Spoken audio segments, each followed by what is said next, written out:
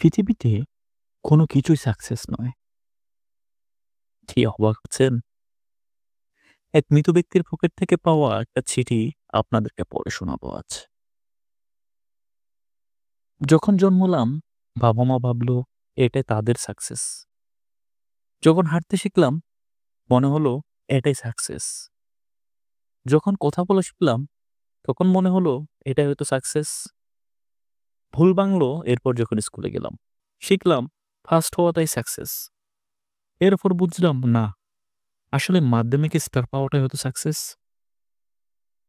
ভুল বাংলো বুঝলাম উচ্চ মাধ্যমিকে এই রেজাল্টটা ধরে রাখাই হয়তো সাকসেস।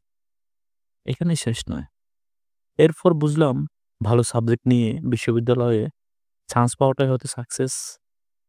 পরে বুঝলাম না, বিশ্ববিদ্যালয় শেষে ভালো চাকরি পাওয়াটা হয়তো সাকসেস। না। এরপর বুঝলাম নিজের টাকায় হয়তো একটা ফ্ল্যাট কেনা সাকসেস। সেটাও না। নিজের টাকায় একটা বাড়ি কিনলাম। মনে হলো এটাই সাকসেস। আবারও একই ভুল। এরপর দেখলাম বিয়ে করে সংসার করাটা হয়তো সাকসেস। বছর ঘুরল।